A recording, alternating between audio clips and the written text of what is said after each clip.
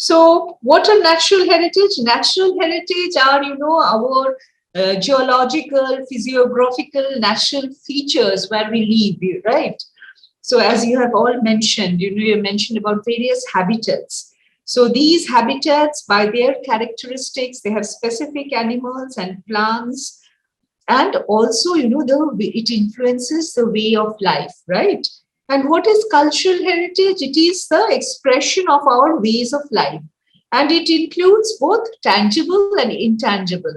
Like Rani Ki Vav is an example of tangible heritage, and it represents also, a traditional knowledge and skills in managing natural resources like water, right? Can you give an example of intangible cultural heritage, anyone? Let me see, some people are writing in chat. Okay, you're all writing natural heritage. What is an intangible cultural heritage? Any example, please? Ma'am, like dances like Kathak and the traditional folklores. Right. So songs, dances, oral traditions, our traditional The performing of arts. Right. Performing traditions, storytelling traditions, paintings, folk paintings. So these are all intangible cultural heritage. So, we have, right? That is intangible, while the objects and the artifacts, they are definitely tangible.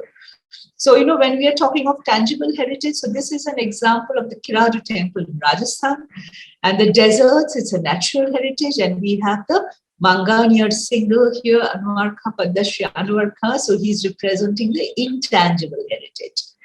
So basically what I'm trying to share here with you is that our world is rich in both natural and cultural diversity. So a place is defined by the geographical characteristics, defines a biological diversity, that defines the natural habitats, and then it affects the way of our life, our traditions, our food habits.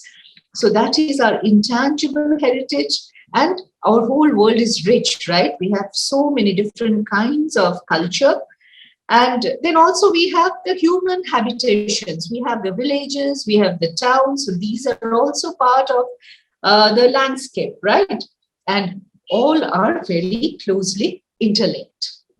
So next, please.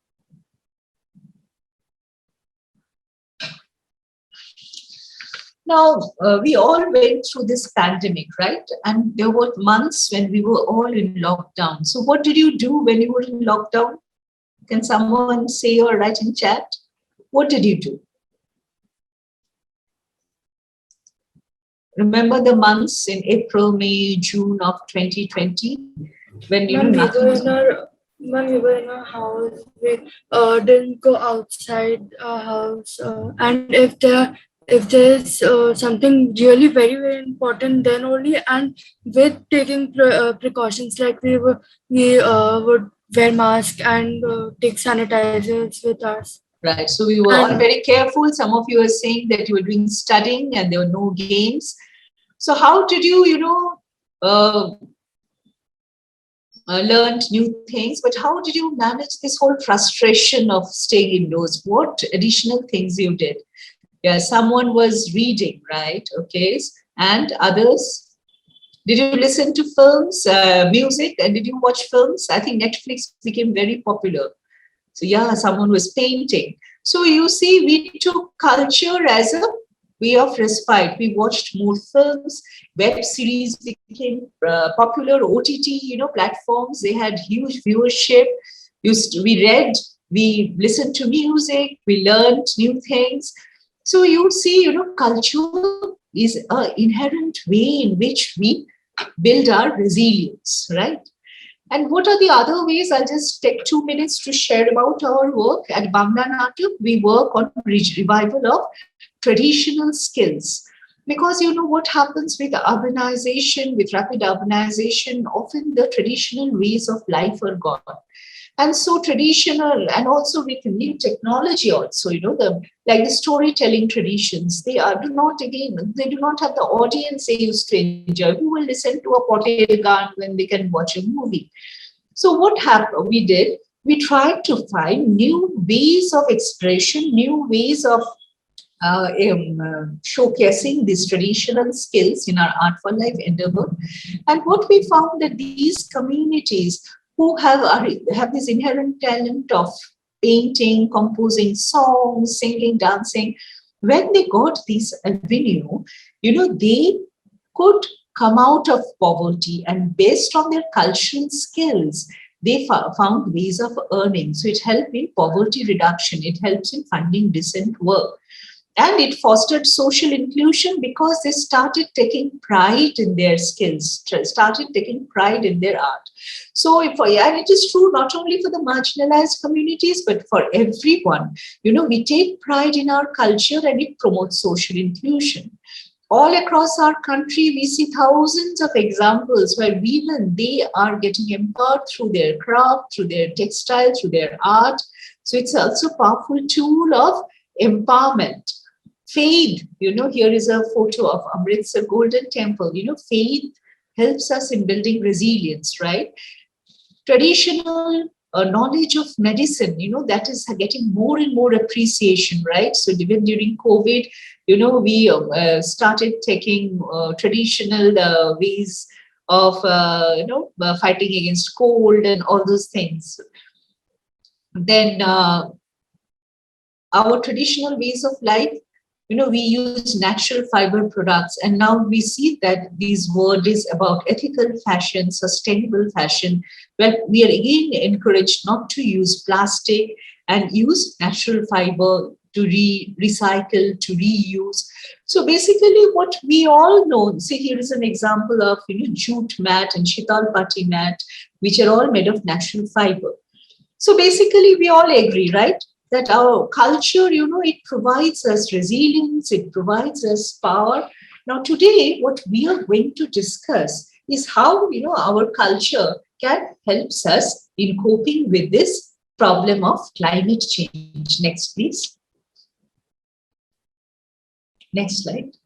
So I'll tell you the story of Sundarban, as all of you must be aware, previously. As all of you must be aware, Sundarban is the largest mangrove delta in the world, and it's a natural heritage.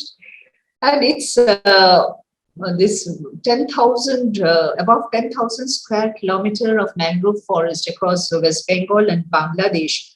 It is very unique because it has diverse flora, fauna, the Irrawaddy dolphin, the Royal Bengal tiger, the crocodiles, various species of birds and fish.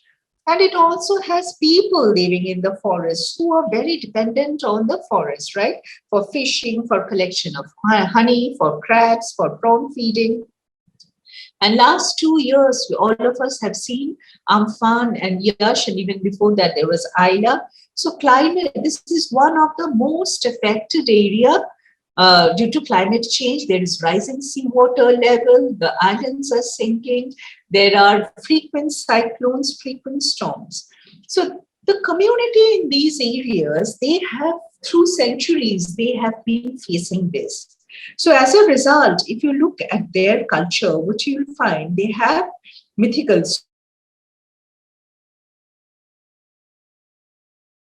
protect the people from the ravages of nature. So what is Bon Bibi? Bon Bibi means lady of the forest. So Bon Bibi is a forest deity who is a supreme protector who is worshipped both by Hindus and Muslims living in the Sundarban region.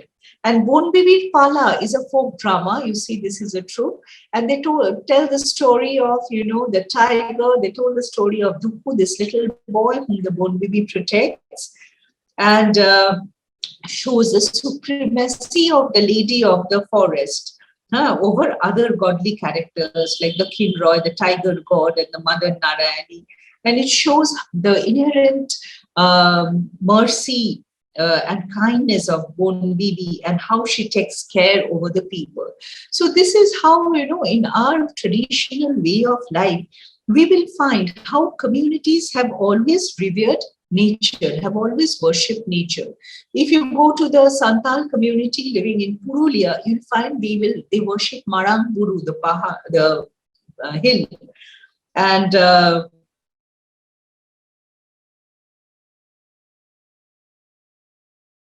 So worshipping nature, reverence of nature is something very inherent in traditional ways of culture. Next, please. Next slide. So here are some photos from another very endangered area, the Himalayas, the Darjeeling Himalayas. There are various ethnic communities. There are 15, 16 ethnic communities like Dhamals and Putias and Lepchas who live in this. And you will find nature everywhere. If you see this cute drum, you see a bird there. So as they beat the drum, that bird, pops up and down. And, in their way of food, in their way of worshipping, nature plays a very integral role. Now, this is a knowledge base which we hardly use when we are discussing climate change. So today, really our focus of our discussion will be this. Next, please. Now, is culture affected by climate change? What do you think? Maybe you can do a show of hand or one of you can speak up. Do you think climate change is affecting our cultural heritage? Can anyone give an example?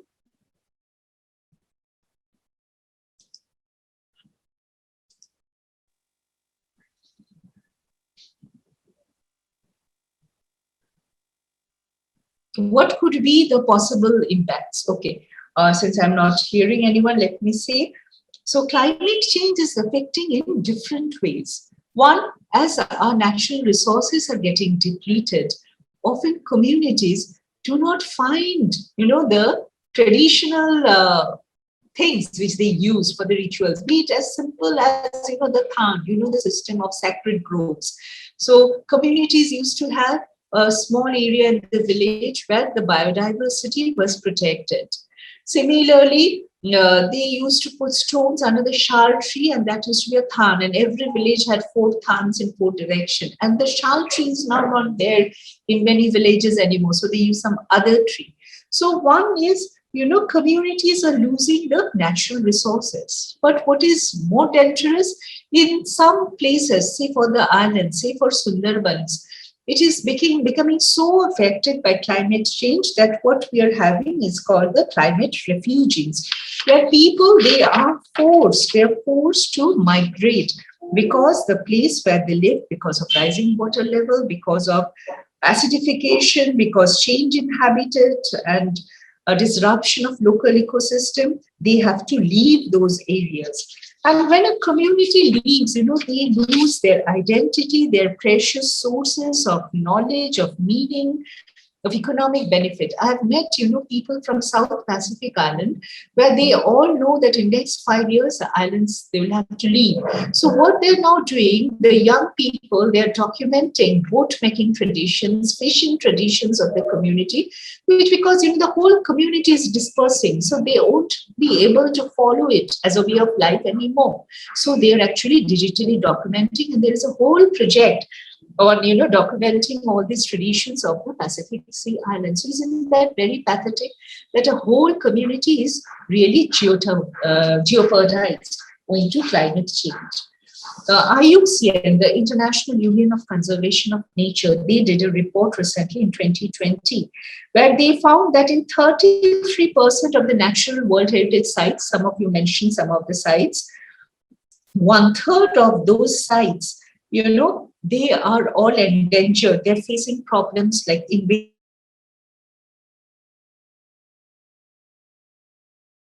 There is more cases of acidification. There are some more cases of fire, severity of fires, melting glaciers are changing river flow. Then it is depleting the fish population. So all these wonderful natural heritage sites of exceptional nature, they provide benefit to us, our human community, for our well-being, right? Because these natural sites are reservoirs of water, they are the carbon sinks, and as they're getting disrupted, we are all getting disrupted. So this is how both tangible heritage, cultural landscape, and intangible cultural heritage, they're all impacted by climate change. Can anyone share any other example? Let me know. I'll wait for 2 minutes for you. Ma'am, may I? Yes, please. Ma'am, we know that this natural climate change is affecting us a lot, because during Amphan also, if there is a festival, we won't be able to celebrate it. We will be locked in inside our homes, or any kind of natural disaster affects our culture also. Right. Thank you. Next, please. Next slide, please.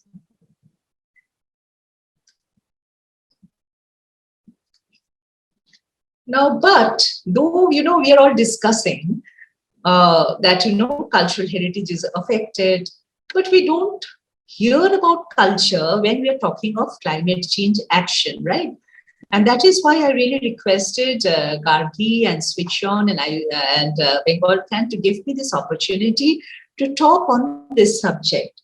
Because what happens when we are looking at climate change action, the conventional approaches treat it as a technological problem or a social problem,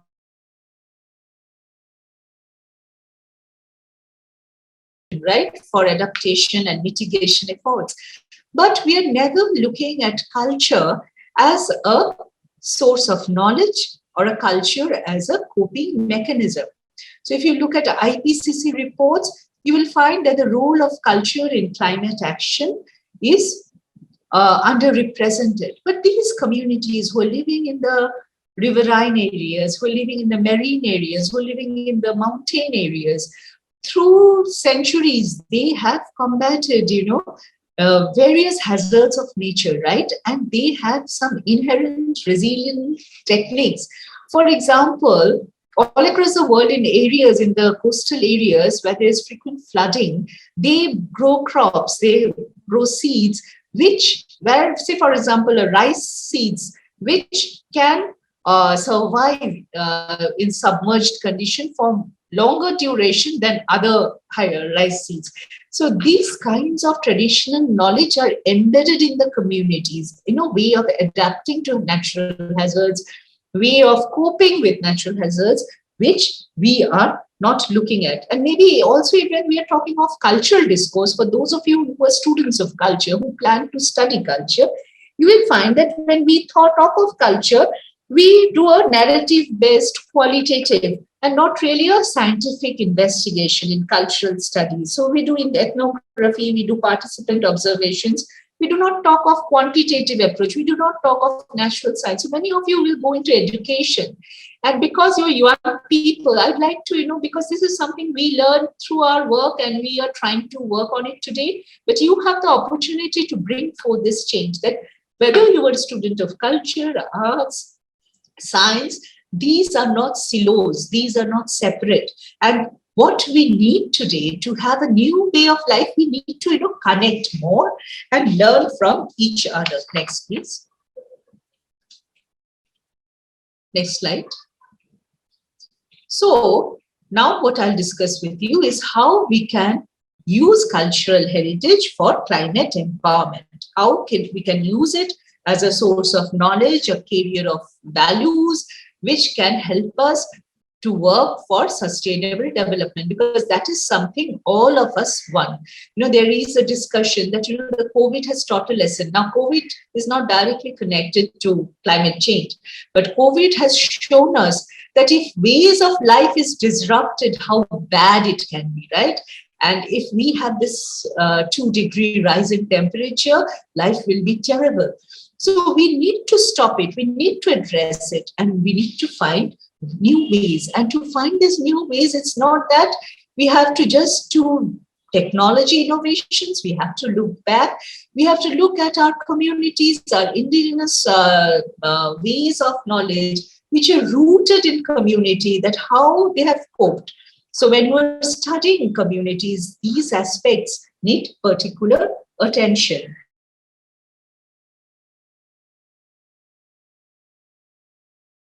Cultural, architectural, I'll share some more examples with you. But the experience of communities in agricultural adaptation, in marine system adaptation, Those are valuable wells of knowledge. Next, please. So this is where, we are talking of vernacular architecture. So in our mountain areas, in our ocean areas, you'll find the traditional ways of building house in earthquake prone areas, they are resilient to damage in the previous slide. You must be aware of the movements for conservation of built heritage. People are now against pulling down of, old structures. We grew in maybe 3 decades back. The attitude was, pull down everything old and make new. But now there is more dialogue on how we can do adaptive reuse. For those of you who will study architecture, you will be learning about conservation, you will be learning about adaptive reuse. And even in these heritage sites, there are examples of heritage sites where solar panels are, for example, being used, for lighting. So, you can integrate technology, for sustenance of the structures. So we need to, even as demolition also is an environmental hazard. So conservation and adaptive reuse saves environmental costs of demolition and reconstruction. Next, please.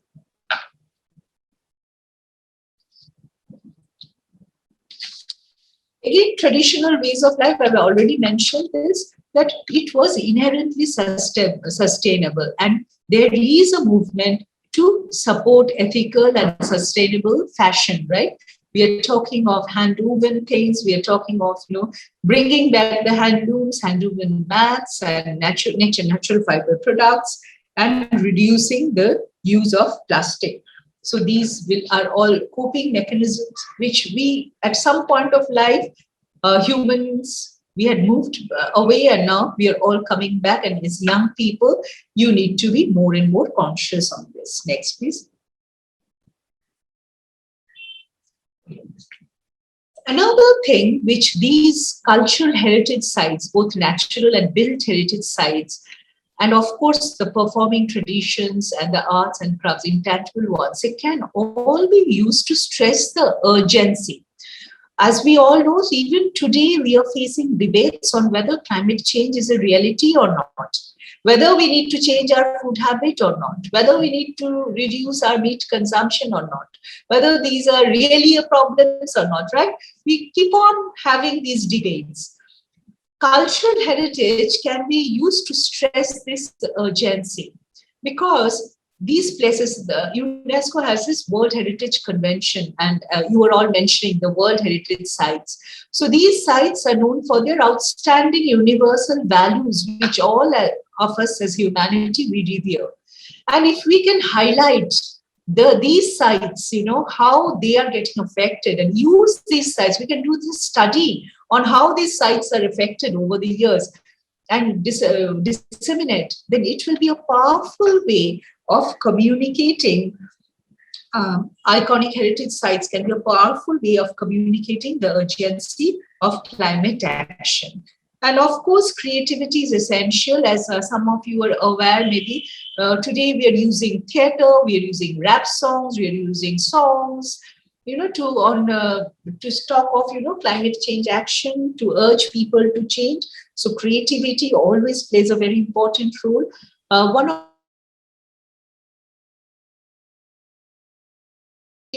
wonderful scrolls on how deforestation has affected the world, how plastic use must be reduced. So even our traditional folk painters, they are imbibing these thoughts in their art. So this is a very powerful communication tool. Next, please. Now, what is happening? I've been telling so forth that this needs to be done, this is not being done, but something must be happening also, since I'm sharing this. So I'll share some of these instances. Now today we don't have time to share details, but these are like clues to you, and I encourage all of you to look up these resources, because these are also wonderful ways of career building. And all these organizations, they offer, often without cost, wonderful online capacity building programs. One positive result of COVID has been the world has opened up for all of you. And if you are aware, many of you have written about courses and learning, and there are now really so many opportunities of learning online. So these are some of the organizations which have special youth programs. So please do look up. Now, what is Malama Honua? Malama Honua is again a Hawaiian word. It means caring for our island earth. Now, why I am using so many of Hawaiian words? There are two organizations, IUCN. You must be aware, they make this red list of endangered species. That is a clue. So it is the International Union of Conservation of Nature. And when all these World Heritage Sites are earmarked, there are two organizations which partner with UNESCO. IUCN is about the natural heritage sites, and ICOMOS, International Council of Monuments and Sites, they also have a lot of youth programs and student programs. They focus on the built heritage. Now, ICOMOS and IUCN came together around 5 years back and started an initiative called the Nature Culture Journey.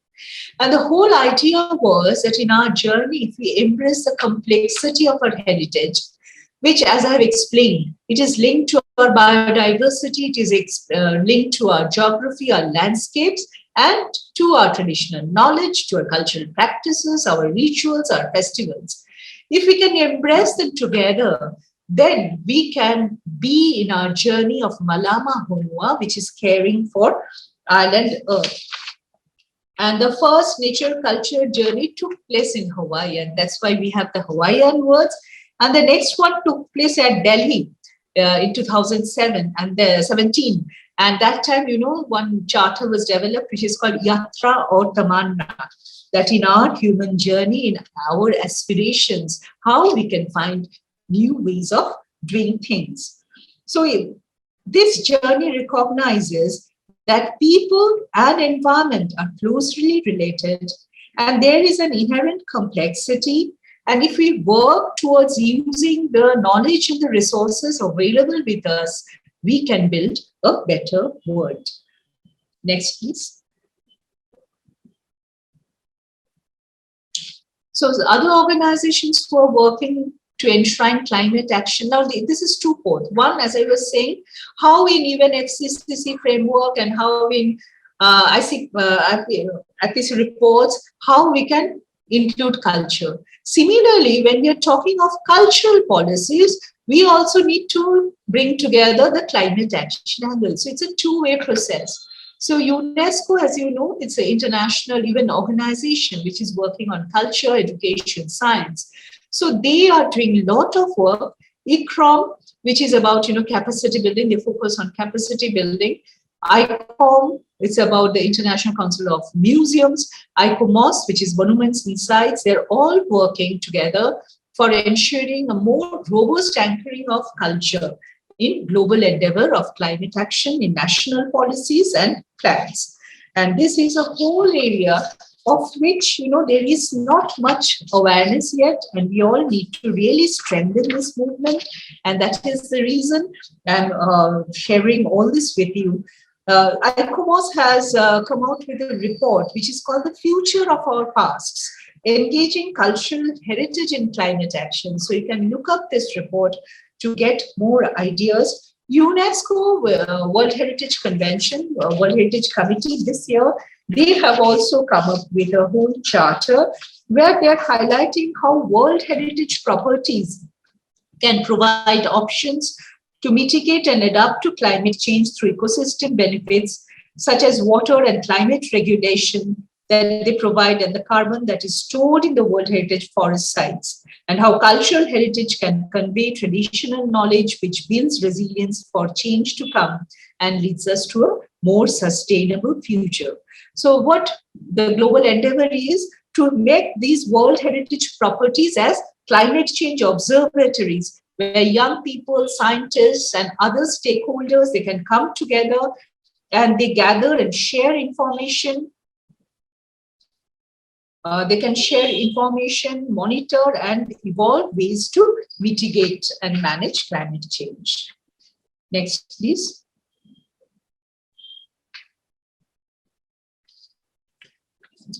So this is something which happened very recently, about the G20 forum, right? So the G20 Ministers of Culture, they have come out with a whole declaration. And in that declaration, this is something I've just quoted from the huge declaration they have come out with. And here they're saying that all these ministers, they're saying that we recognize culture's role and its potential in leading to solutions to address climate change. We will strive to build resilient societies, facilitate targeted research, increase scientific cooperation on reciprocal effects. I explained to you, right? It's a both-way effect, right? Climate change and culture, and upscale cultural dimension into climate change policies and mainstream cultural considerations in the global climate agenda. So they invited all the parties means all the national governments, state parties to the Paris Agreement to consider including culture and cultural heritage in all adaptation communication. And as you know, in the upcoming COP26, this will be something which will be shared. Next, please. So now we come to the concept of Kuleana, which I explained right at the beginning. It's a Hawaiian concept of the person who manages the natural resources for the prosperity of people. And we are talking of 3 Ps all the time, right? And you, the young people, you are the Kuleana. So I urge all of you to, think, how we can do this in our work, in our studies, in your future professional work, how we can recognize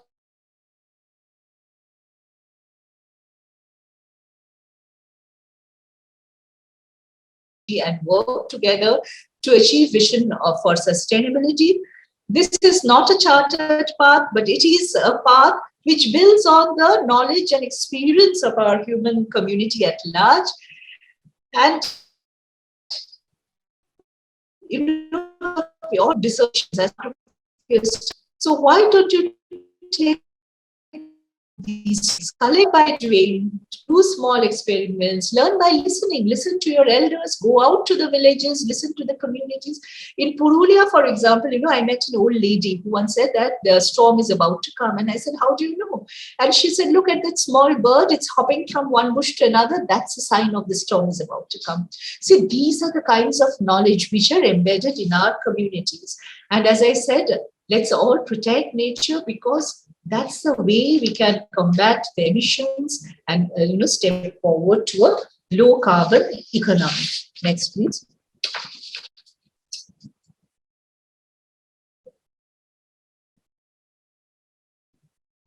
So here, I just brought these organizations which I have mentioned together, and just for your reference. So please do note, and then you look up these sites. And you can find, more information, more documents, charters, because as I said, this initiative is very young. It's 5-year-old and it's looking at centuries of human knowledge, but the initiative is just 5-year-old. And it's a worldwide endeavor, to work for a sustainable future. And they have kind of, divided into different aspects. One is mitigation, how we can cope, mitigate, the changes which have happened, how we can adapt. Adaptation is the other areas. As I was sharing, communities have been resilient. So what they did to cope with the loss and the damage. And of course, the aspirations we human society have, how we can work towards that, how we can use this for communication, for this research. As I said, the iconic heritage, they can be used as powerful means to communicate about climate change, to establish thresholds, which we should not cross, how we can look at past human impacts on all these sites and decide on baselines. And these are the things which, we should not cross, so that, we can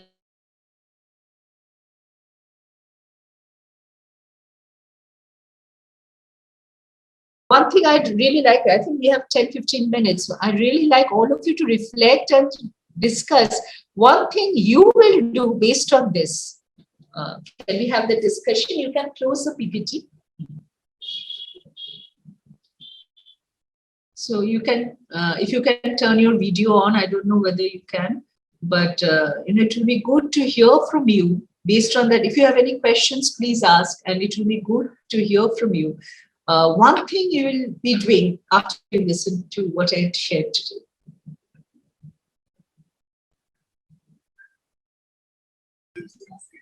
Please feel free to unmute yourself and share your thoughts on this.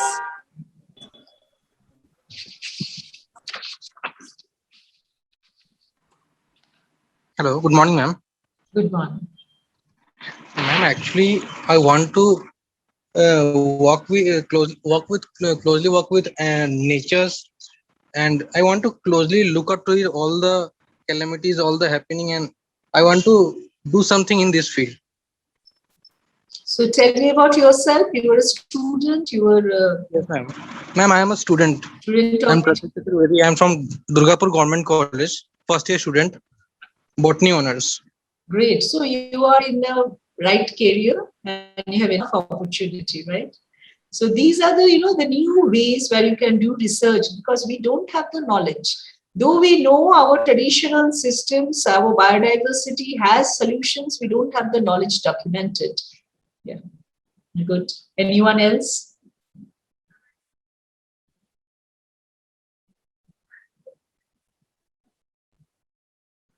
You can also write in the chat.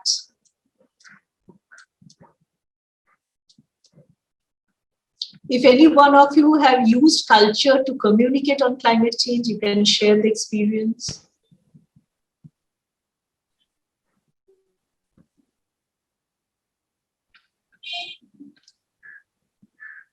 Good morning, ma'am. Yes.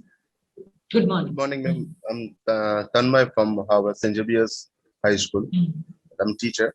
And ma'am, as my experience that climate particularly change due to the means that cut of the trees, and we are suffering by these things, means that means that many people are cut the trees, and so this is the very bad effects of our society and of our nature also.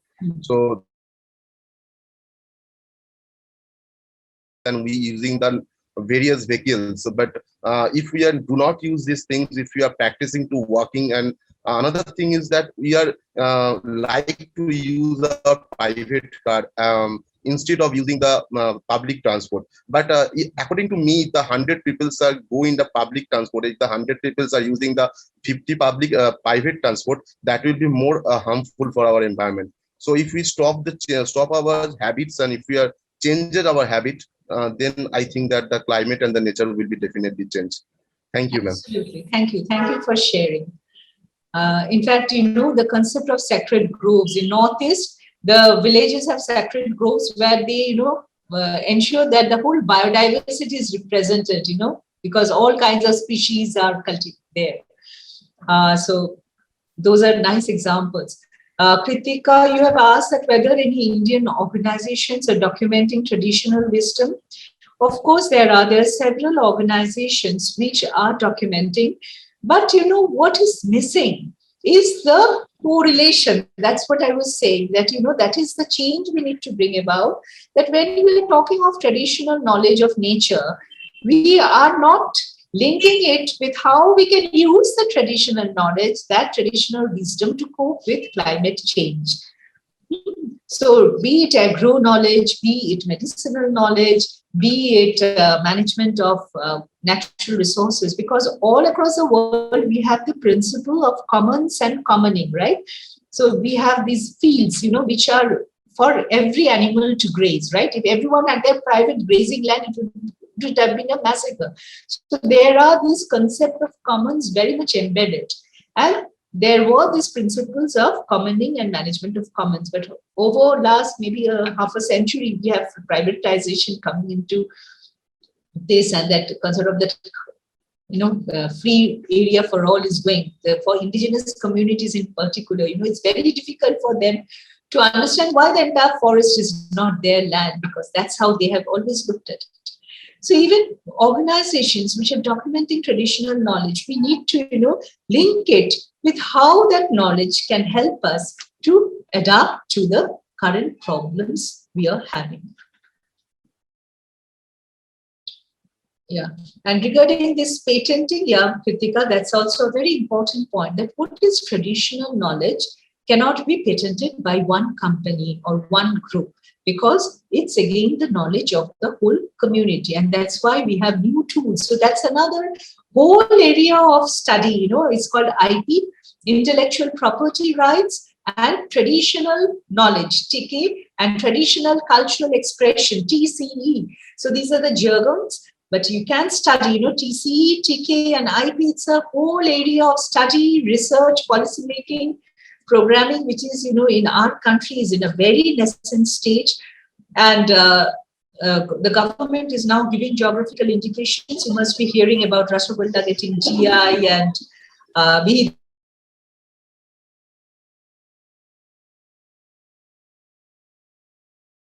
that particular geography has the right. And worldwide, that's another organization you can look up. They do enormous number of programs for young people. WIPO. WIPO is World Intellectual Property Organization, who are really working on this field of protecting the community rights on traditional knowledge and traditional cultural expressions.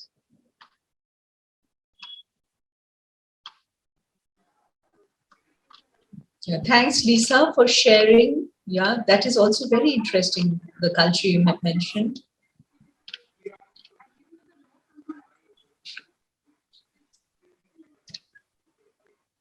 Any other feedback? I think, Gargi, we are at the end of the session, I think, right? So should I conclude? Or is there anyone else who wants any other comment or observation? So basically, to ma'am, yeah. I would just like to thank you once again for being part of this, Anunadi. Anunadi has been part of the Bengal Kolkata Clean Air Network. She's been our mentor. We thank you so much for all the feedback and time that you have given us right from the beginning of the campaign. We are now, so once we had actually started Kolkata Clean Air, post that we had found that there were many other problems in other cities of West Bengal. That's where we started the Bengal Clean Air campaign. So Ananadi is a social entrepreneur. She specializes in gender, culture, social development, and her experience in Kolkata and working across the world has been immensely helpful for us, and her time and contribution has been unparalleled. And thank you so much for all the support that you have given. And I would just request if there is any other questions, we will be otherwise wrapping up with this and returning to our main rooms in some time. So please feel free to share your questions in the chat box again.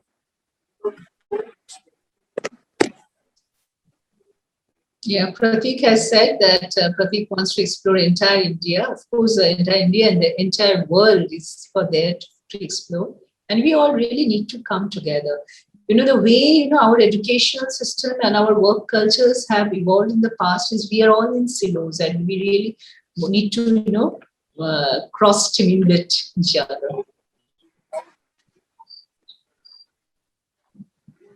So I'd really like to thank Gargi for giving me this opportunity to talk to you. Most welcome, ma'am. And with that, let us conclude then. I think there's no other response here. I would just like to add some final thoughts and comments. So as we all see that both like all nature, culture and climate change are very closely related, and there's a lot of importance of the youth. So we are right now, just after the session, we'll be getting into the main room, and there we'll be also opening up an opportunity for all of you to be part of the Clean Air Champions cohort, where Ananadi and other such experts are part of the cohort as the mentors, and you can get a good learning experience. So we will just return to the main room, and in the main room, we will be sharing.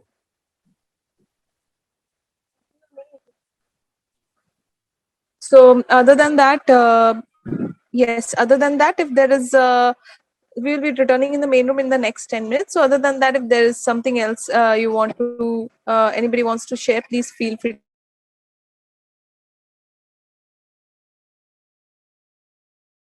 Any instance in your time, in your school time or in your college days, where you have been able to express your thoughts, your emotions, or whatever you want to express, like not just about yourself, but also about the environment.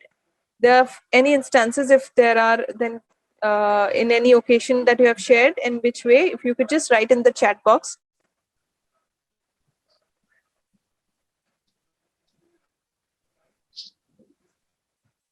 So, Hi, ma'am. or anybody, please, if you want to share directly, can unmute and share. Someone said hi. Gargi, could you clarify the question again, please? Yes, anybody who have in your school life or in your college life used culture to express your thoughts or views or yourself in any occasion, in which way have you done it? If you could please share.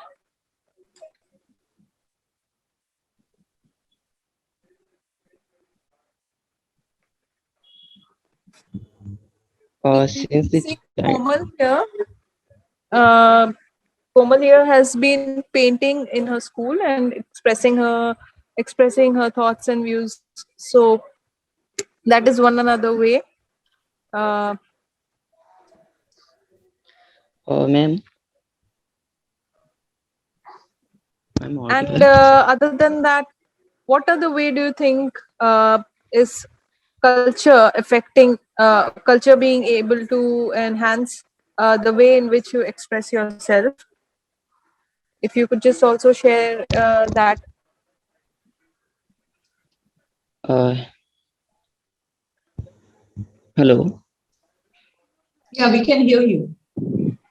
Ma'am, since the childhood, I have been noticing people for what they think about our society or what they pay back to the society. But I never felt that they would interest in return to the society.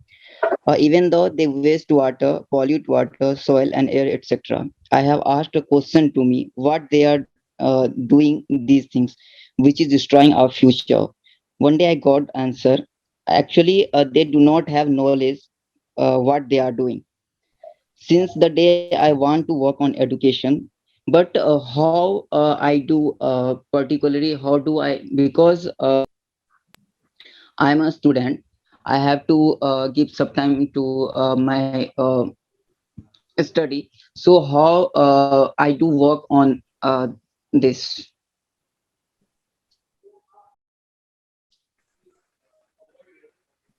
So your question is, how can you pursue your experience in culture as well, apart from being involved in studies? Right. So as you can see these days, it's part of the curriculum, like because even the curriculum is being is being designed in a way so that it is inclusive of the ethnic cultures and heritages of our country, of our traditions. So so the best way to do is, doing a hands-on experience, getting a hands-on experience with mentors, like we have Ananya here, and otherwise you can get in touch with mentors who have been in other organizations as well. And here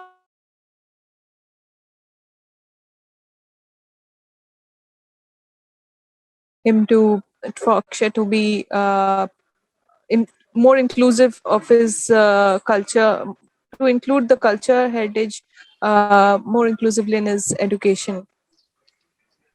Yeah. You know what Akshay was talking of is called social and behavior change communication, which is extremely difficult, as we all know that despite knowing everything, we don't do things the way it should be done.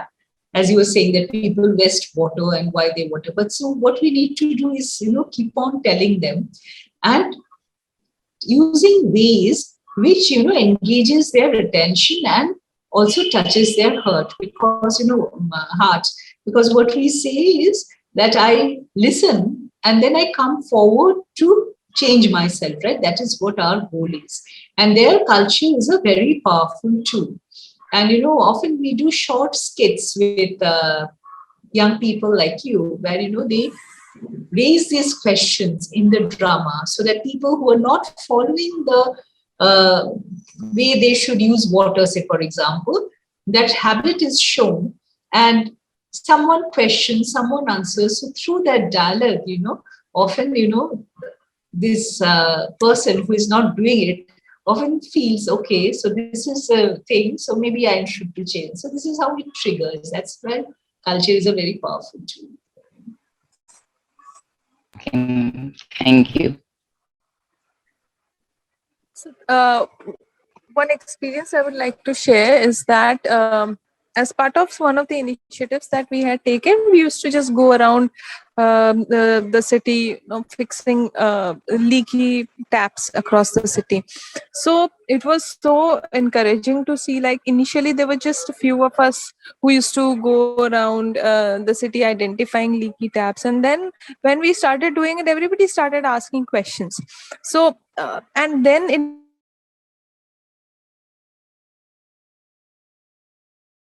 volunteers who just came up and they started fixing their own taps. They started to speak about water wastage, and so this is what happens once you start making that change, or you start setting an example for others. You start getting responses. People start getting inspired, and then there's a dialogue that Ananya was saying that begins, and it then the process then starts a snowballing process. So anybody else if has to share? Yes.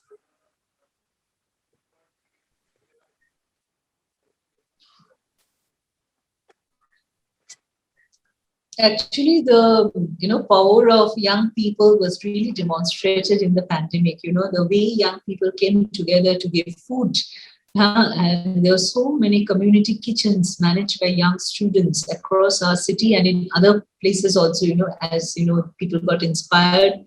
So many young people who volunteered to take families who were affected, who were quarantined, to give them food, to take them to hospitals. I mean, the power of youth has been really demonstrated during the pandemic.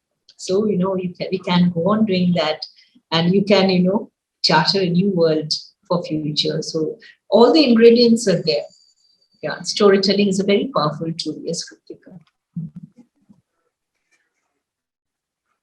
Another story of storytelling, we have this Bhattachitra community who paint scrolls. And, they usually travel everywhere. They sell their painted scrolls. Many of you may have seen it in book fair and other handicraft exhibitions. So one of the leading artists, Shauno, she was at home. She couldn't go anywhere because everything was closed. She painted a scroll on COVID and the pandemic and why it happened and what people should do. And she composed her own song, and she asked her daughter to video record it, and she put it on YouTube. And that video went viral, drawing 1 million viewers. And inspired by Shauno, what the other Patuas did, they also started painting on COVID. And then there were other people who did. And finally, the COVID Patachitra became a way of income during this pandemic. So I think now our time is up. So thank you all for listening and wish you all the best for future. Bye.